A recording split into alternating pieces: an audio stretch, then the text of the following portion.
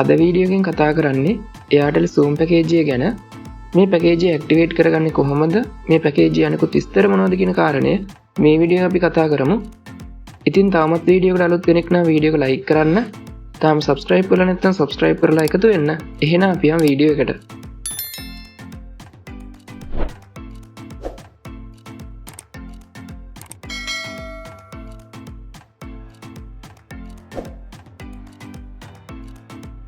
Airtel Zoom පැකේජය මාසික කාලයකට වළංගු වෙනවා.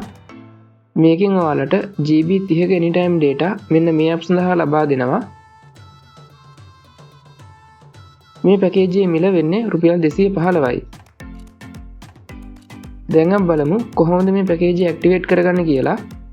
මේ පැකේජය ඇක්ටිවේට් කරගන්න ඔයාලට තියෙන ලේසිම ක්‍රමය තමයි රුපියල් 215ක රීලෝඩ් එකක් දාන එක. රුපියල් 215ක රීලෝඩ් එකක් දාලා ස්වයංක්‍රීයව පැකේජය සක්‍රිය කරගන්න පුළුවන් වෙනවා. මේ පැකේජය සක්‍රිය කරගන්න ඔයාලට තියෙන අනිත් ක්‍රමය තමයි My Airtel app එක හරහා ඔයාලට මේ පැකේජය සක්‍රිය කරගන්න පුළුවන් වෙනවා. දැන් අපි බලමු කොහොමද My Airtel app එක හරහා පැකේජය සක්‍රිය කරගන්න කියලා. මුලින්ම ඔයාලා My Airtel app එක ඕපන් කරගන්න.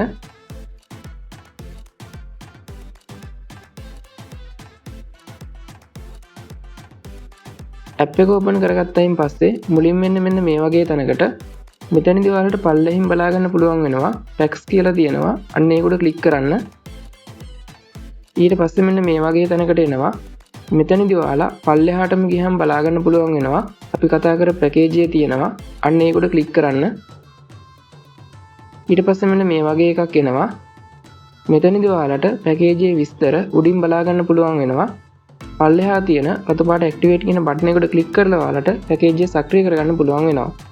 ඉතින් මෙන්න මේ විදිහ වලින් තමයි Airtel Zoom පැකේජය සක්‍රිය කරගන්නේ. ඉතින් වීඩියෝ එක හොඳයි නම් ලයික් කරන්න.